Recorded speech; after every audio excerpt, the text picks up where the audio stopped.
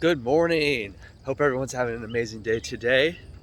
I am Justin Greathouse. This is my morning walk. Thank you for joining me. So, I haven't recorded in a couple of days. I was feeling a little bit under the weather. So, I gave myself a couple of days to relax and recover, and then got back to my morning walk, but my voice was not near 100%, so I figured you guys didn't want to just watch me walk.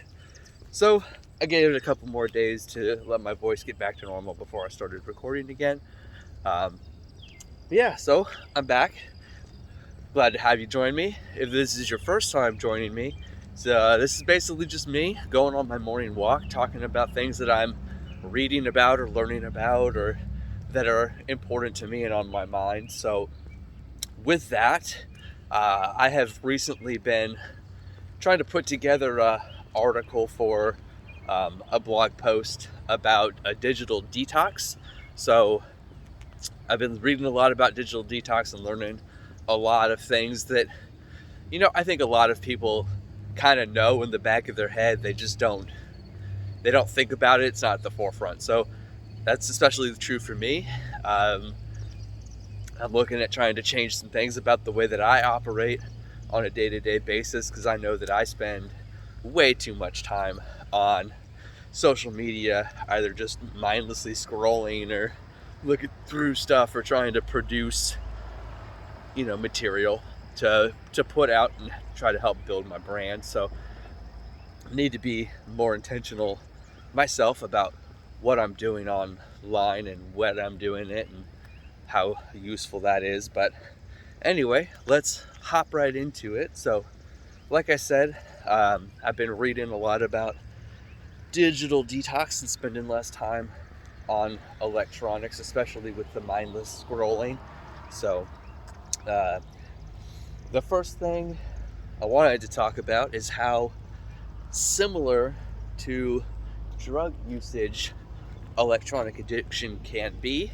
So if you think about it, anytime that you get a new like on a post or a comment, or you get a message on a dating app, what that does is that releases a hit of dopamine in your head, and that hit of dopamine um, basically becomes your body's reward center, your mind's reward center, saying, "Ooh, this is amazing, I want more of this."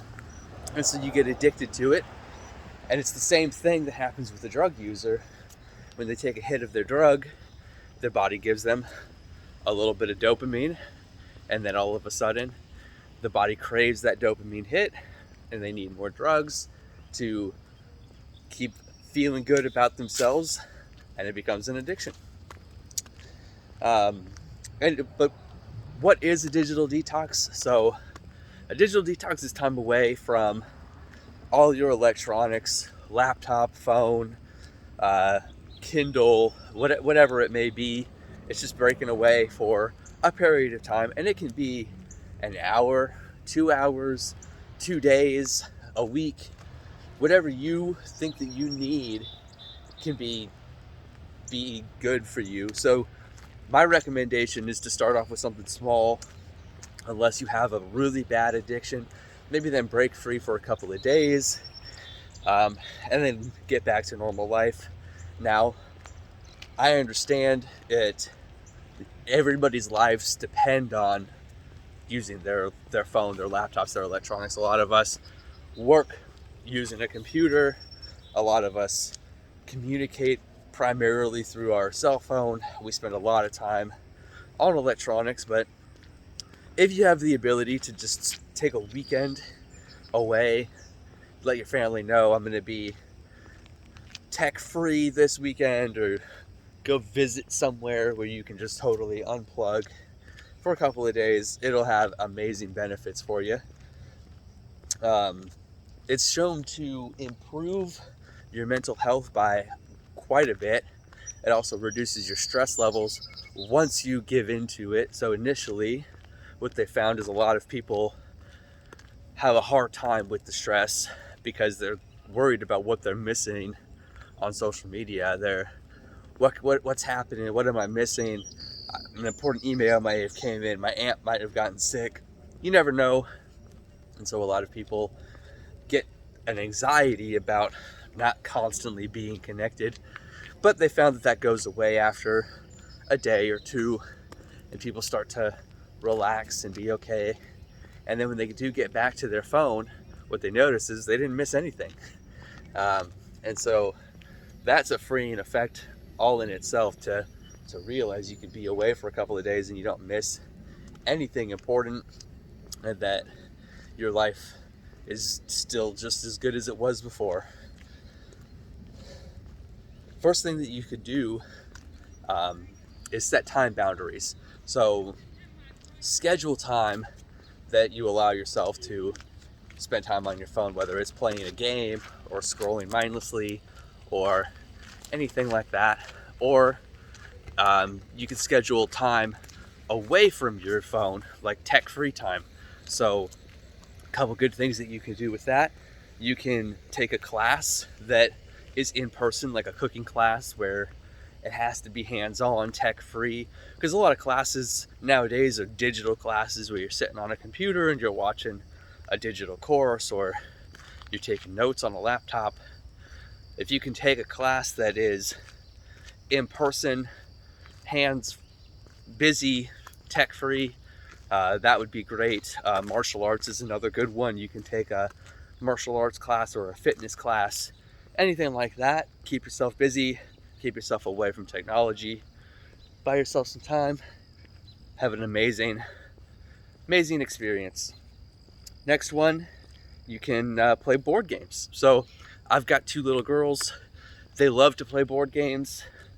I don't always love to play their board games, but we do it as parents just to keep our kids happy. But if you look at it, change your outlook, change the way that you frame it in your head, it's not a chore to spend time with your kids and spend time away from technology. That's a gift that you've been given to clear up your mind, spend time with your kids, and it makes a huge difference for them in their lives for years and years to come. Next, you can do some reading. So reading has been kind of a lost art. No one reads anymore. No one enjoys reading. I know that I've been guilty of falling away from reading fiction books. I try and spend time every day reading nonfiction. But I've recently been trying to spend more and more time reading fiction book, even if it's only 30 minutes a day. It's relaxing. It keeps me focused. It lets me escape into another world and experience something else, which is very beneficial and healthy on short terms. Now, if you use it as an escape, where you're spending 6 hours a day reading about, Middle Earth, and you pretend that you live there and you're lost in that world, then that's just not going to be good for you. So it's good to find a good balance, but spending some time reading, especially if it can be a paper book, which I'll talk about in a little bit later, but spend some time reading a paper book, you're going to notice big effects on your mental health just from your time away from technology there. You can go on a walk, something that I really like. So obviously this walk is not tech-free. And something that I've noticed about myself is I have a hard time doing my walk tech-free. So something that I'm working on, like yesterday when I took my walk, I didn't even bring headphones so that, I was tech-free for the whole walk. And it was a struggle, 45 minutes of just me and my brain, not listening to a podcast or an audiobook or music. But it was good. It felt good, and it's healthy to kind of break free from that, even if it's just every once in a while, taking a nice long walk, tech-free, enjoying nature, looking at the beautiful scenery is very healthy for you. You can go on a hike, something that I really like to do, and something that I do tech-free pretty much every time is going on a hike. So when I hike, I like to listen to the sounds of the birds and the wind in the trees. And so that will give me a couple hours of tech-free time for sure. But I don't get to go hiking as often as I would like. So I get to go hiking maybe once or twice a month, usually. Um, my family and I like to go camping. So when we go camping, obviously I get to spend a little bit more time hiking than I normally would. But typically once or twice a month, I get to go out and go hiking. So something that you could do is find a local hike that's just a couple of miles long. Something that's like 2-3 miles will take you an hour or two depending on your pace, and then that's time that you can spend tech free. For some reason when I'm out hiking, I see other people that are on their phones the whole time, or they're listening to music. The one that makes the least sense to me is they listen to music on a speaker so that everybody else gets to hear it too. But I'm not one to tell them how to enjoy nature. I just know that for me, sounds of the birds and the wind in the trees is my healing noise, I guess. So let's see. Last one that I've got written down, although I'm sure there's hundreds of options that you could be doing for tech-free time, having a bonfire with your family. So we've got a little fire pit in our backyard, and our girls love to have a fire at night. And so we get to just sit out there, and we do tech-free. We do meals tech-free too, but we sit out there tech-free, roast some marshmallows, talk around the fire, and just relax. And that's really one of my favorite times. So when the weather's really hot, bonfires don't tend to happen as much, I guess. But in the fall, we do a lot of fires and we have a lot of fun outside. So yeah. Next tip I've got is to use your phone with purpose. So the first thing is to think about why you're using your phone. Are you using it to avoid an activity? Are you using it to procrastinate a difficult task? Or are you using it to escape? Spending hours and hours scrolling or watching YouTube, or putting yourself in a rabbit hole of information that's totally useless for your life, but you love just falling down that rabbit hole. I know I do that. I found myself learning all sorts of random facts about things that I'll never have a use for, but I do it anyway. So it's a form of escapism, which is how people will cope with mental health issues, depression, anxiety, fear, shame. They will escape into something, video games for hours, scrolling on your phone, watching YouTube. And it's not healthy. In fact, it typically will make the issue worse, because what ends up happening is you escape for hours and then your mind is totally off of it. But then when you come out of that escape mechanism, that problem didn't go away, and now you just spent hours avoiding the problem, and your mind will rack up all that worry from those lost hours and condense it into the first couple minutes that you're back in it, and now you're worse off than you were before you did the escapism. And then a lot of people will just immediately fall back into that, or they will try to go to sleep and sleep very poorly throughout the night because they're worried and anxious and depressed. So if you're using anything as an escape route, take note of that and try to work on that behavior. The other thing that a lot of people do is they'll use social media to build their own personal brand. So they're posting on Instagram and Facebook and TikTok and YouTube as often as they possibly can. They're creating as much content as they possibly can. And so they spend all of this time producing content. But what typically happens is, you take that picture for Instagram, then you go to Instagram and you upload it and you mess with the filters and you try to make it look perfect, and then it's going through uploading, and so you want to sit there and you want to make sure that it uploads. So you start scrolling through Instagram, and all of a sudden 3 hours are gone, and all you've done is post one thing to Instagram. You got no work done. A lot of people I've heard talk about this, from Russell Brunson and Dean Graziosi to Tony Robbins. But what you're doing is you are a consumer of social media instead of a producer. And so if you are looking to break free from that social media trap, learn to become a producer, not a consumer. Get on, spend just enough time to post what it is you're looking to post, get it uploaded, and get off.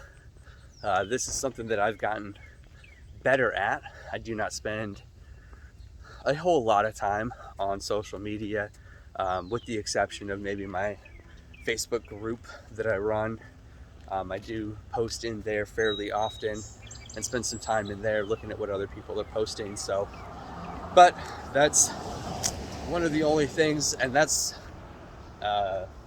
at least tried to be a positive space where, it's pretty pictures of people spending time outdoors.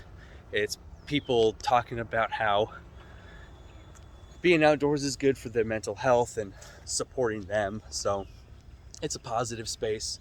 So spending some time there is not as bad as maybe scrolling through the perfection of filtered Instagram. So yeah, that's me. Let's see, my next thing is put some physical boundaries between you and your phone. So if you're trying to get some work done, if you can avoid using technology altogether, that's great. A lot of work has to be done with a computer these days, though, so not always an option. So if you can put some physical boundaries between you and your phone, you'll notice a huge increase in that, so that you can separate yourself. So what's been found is that even when people aren't using their phone, just by it being in the same room as them, they are distracted, less focused. They mimic symptoms similar to ADD, where they cannot just keep on task and they cannot get stuff done. So what I would recommend is, if at all possible, try to find a way that you can physically separate yourself from your phone. Put it in a drawer, put it in another room. I even read one story about a guy who bought a diet jar of some sort, and so what it did was the lid could be locked for a set amount of time. You pick the number of hours, and once it locks, there's no way to get your phone out until that timer's done. And so what he did was he would lock it away for a couple hours a day to get work done. And like I said before, the first couple of days he felt miserable, he was distracted, he couldn't focus on anything but what he was missing. He still wasn't getting any work done. But after the hours elapsed and he went and he pulled out his phone, he realized he didn't miss anything important. It started to be freeing for him.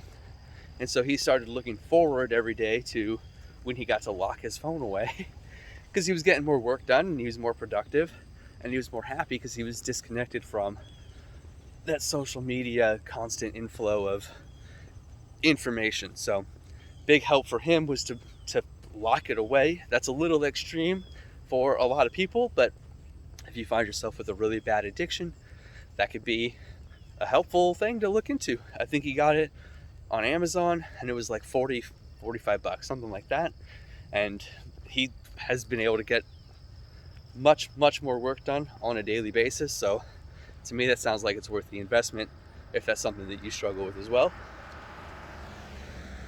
Next, paper media. So instead of reading, even on your phone, so I know I've got the Kindle app on my phone and I have a regular Kindle to read on, but if you could switch away from getting all of your media electronically and giving your eyes a rest and reading books instead, you'll start to notice huge benefits of that. A couple easy benefits to spot are that your retention is much higher on things that you read from physical media like books rather than things that you read digital, or even things that you listen to like audiobooks. Just your brain processes reading the paper book better, and so you get more information and you retain that information better. So it's easier on your eyes. A lot of people spend too much time looking at screens, which causes a lot of eye strain. I know that I suffer from that, hence why I have the glasses. I've been looking at screens for too long from a very early age, and so when that's the case, you will start to strain your eyes and start to wear glasses. I know people that have spent so much time looking at computer screens for their whole life that they have extreme eye problems where they've been told not to even look at screens outside of their day-to-day work functions. They have to just rest their eyes. They have to find hobbies that are absolutely tech-free, just to keep from going blind. So don't let yourself get there, for sure. Let's see. It's easier to keep your focus on a book rather than on a digital screen. So what ends up happening with a digital screen, you're trying to read a book, whether it's fiction or nonfiction, and a notification pops up that someone commented on your Facebook photo. Now you're going to be thinking, well, what did they comment?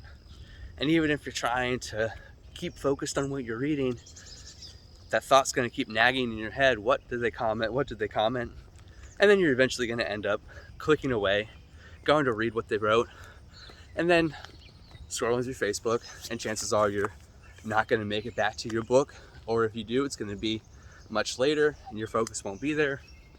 So just read a physical book, and then you won't have to worry about notifications and emails and things coming into your field of view, distracting you and pulling you away. It's been found that you sleep better if you're reading a physical book rather than a screen.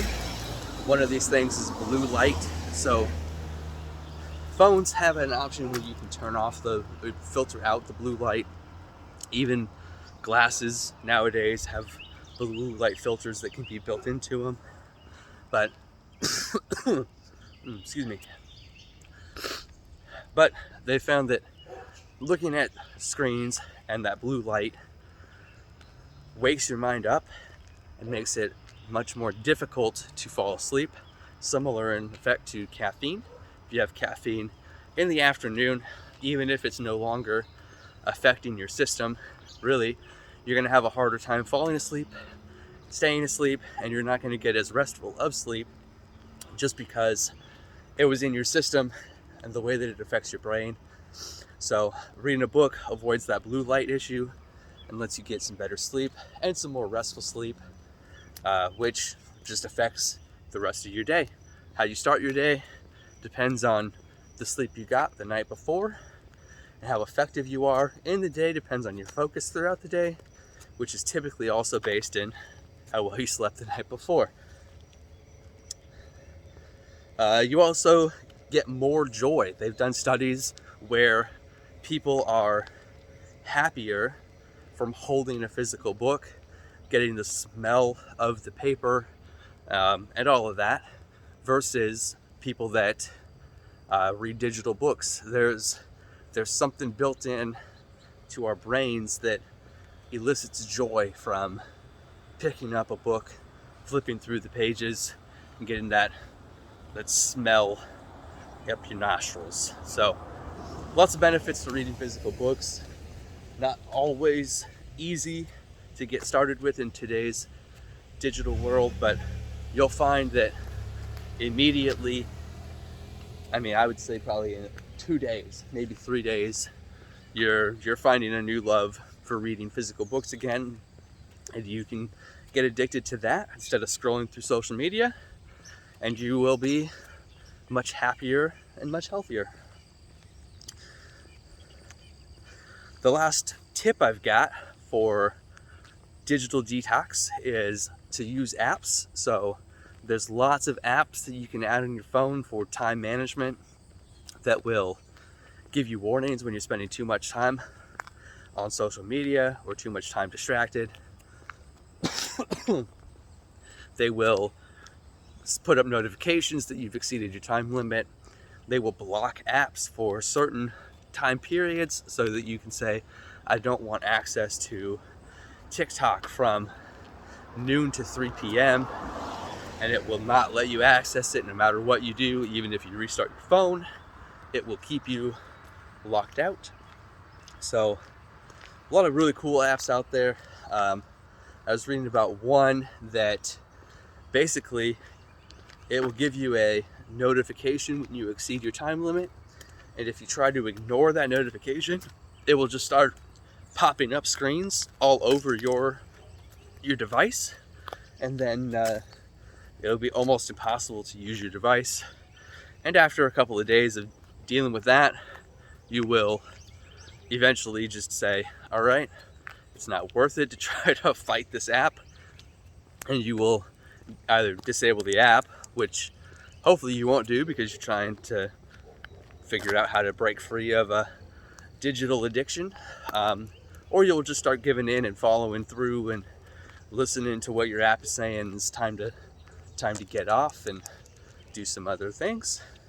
So a couple signs of addiction, that maybe you are too far down the rabbit hole of digital addiction or internet addiction or social media addiction. The first one is phantom vibrations or notifications. So your phone's in your pocket and you keep thinking it's going off, so you pull it out and you check it and you see you have no notifications. So you put it away, but then you hear it go off again, so you pull it out and you check it and there's nothing there. That's a major sign that you have an addiction. Next thing is that they call it the Tetris effect. Basically, when you go to bed, rather than kind of clearing your mind and focusing on things that make you happy or focusing on your dreams or anything like that, what you do is when you close your eyes, you see a game that you play on your phone, or you see your social media feed, and it's scrolling through, and that's what you're imagining as you go to sleep, and that may be what you're dreaming about. So that's one that hasn't happened to me, but they've said that through studies it is a growing problem, and it's something that they're seeing a lot of in people that are in their 20s and 30s, people that spend a lot of time on their phone, people that spend a lot of time just on digital devices in general. They don't spend enough time thinking outside of social media, so that's all that their brain knows, so that's what fills their subconscious when they're trying to lay down and go to sleep. The next one is waking up at night, and when you do, you can't help but check your phone. So a lot of people will wake up during the night at some point. You know, you wake up at 1 a.m. and you have to go to the bathroom, or you just have something stir you, you wake up for a minute and you go back to sleep. If during that little bit of time that you're waking up, you can't help but check your phone, that's a really bad sign. That means that you're addicted to that, knowing what's going on, seeing what your notifications are. I know this is something that I struggle with, and the problem is that it tends to build on itself. So what ends up happening is when you wake up once in the middle of the night and you check your phone, you do that for a while. Now you start waking up twice because you need to check your phone a little bit more often, then 3 times, then 4 times. Now all of a sudden you're never getting any REM sleep. You're waking up throughout the night, you're constantly checking your phone. What I have done that's helped with that is I've set my phone to do not disturb from 10 p.m. to 8:30 a.m. and this is after my workday starts. So basically, if you need to get a hold of me, it will not be until after 8:30. My phone doesn't send me email notifications. It doesn't send me text message notifications. I can still go in and I can see what text messages and stuff are there, but it's an extra step rather than a notification at the top of the phone. So I've found for me that it's been pretty helpful at minimizing some of that.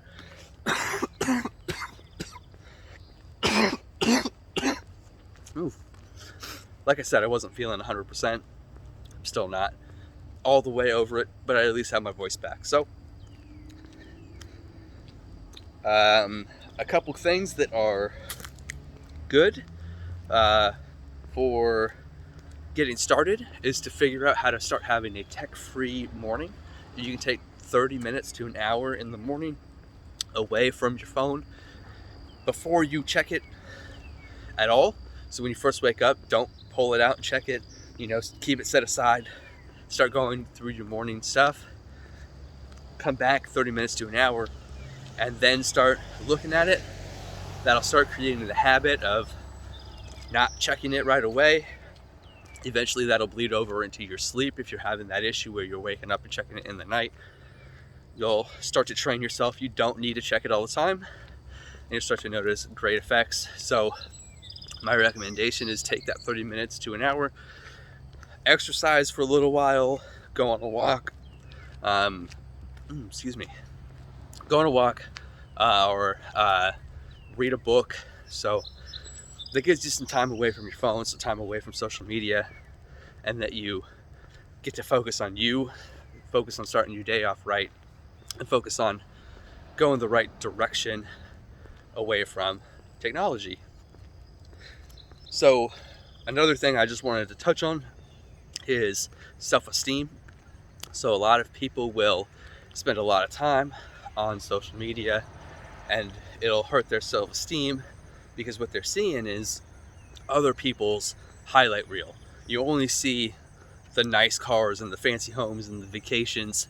You don't see the struggle and the hard work and the days where they're not feeling good and all of that. It's all kept off social media. It's just a highlight reel of people's best moments in life rather than getting to see everything that's there. So what you really want to do is spend some time off of social media, realize that it's not like real life isn't social media. It's not this perfect filtered world. It's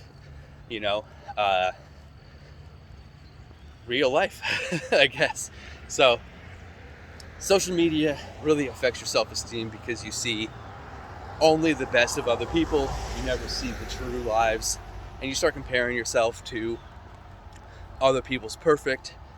You see your mess, and rather than saying those people have a mess too, you say those people's lives are perfect, everything about them is perfect. You idolize them, and you fall into this rabbit hole of I'm not good enough, I'm too far behind, I'm not successful, I'm not pretty, any of those things, and it just doesn't serve you. So rather than focusing on other people's lives, focus on your own, focus on things that serve you, focus on the mindset that will help you improve and get better with your life. Something that I noticed when I was reading through all of this, my family went on a camping trip last weekend. So during that camping trip, I noticed that myself and my wife and our kids would spend hours a day while we're out camping on our phones, on our tablets, playing games, doing things on our own rather than together as a family. And that's just not beneficial. So I started trying to spend less time on my phone throughout the course of the camping trip, going on walks with my wife.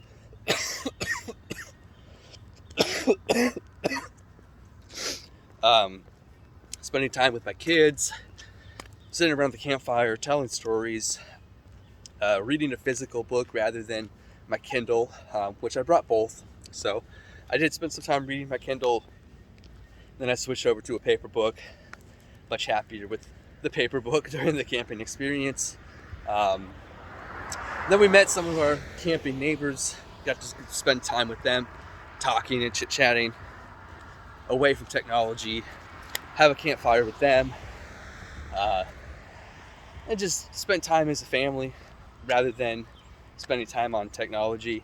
So we camped for about 4 days, and the first 2 days I would say were much more tech filled, and over time we kind of broke away from it. So that's why I'm saying it's not easy to break away from technology, especially right away. But if you can give yourself a couple of days, even if it's just a couple hours a day, you're going to start noticing amazing results quickly that are just going to compound over time. So that's really all I've got to say, at least so far, on digital detox. Like I said, I've been researching it the last couple of days, and so I'm learning a lot, and I will probably have more to share in the future. But I appreciate you guys walking with me today. If you have any questions, make sure to connect with me on Facebook, Instagram, or join my Facebook group. Check us out. It's called Getting Outdoors for My Mental Health. I would love to see you there and connecting with me, sharing your photos of the outdoors and you getting outside. If you got any value out of this, share it with a friend. I know that I was coughing a little bit, but like I've said before in these videos, they are raw, unedited, unfiltered, at least unedited as much as my phone will let me. Sometimes it stops the video feed for some reason and I gotta edit some stuff together, but for the most part, unedited, just me going on my walk and talking to you. So share it, comment, like, subscribe, whatever you gotta do. Help me out. Tell me what you want to hear, leave a comment, send me a message. I'd love for your feedback, and I'd love for you to help grow the channel or the show, because this does get posted on both YouTube and several podcast apps. So anyway, have a great morning. Hopefully you have a great day and get outside. Enjoy the sun, weather, or the weather. If it's bad weather, enjoy that too. Thank you.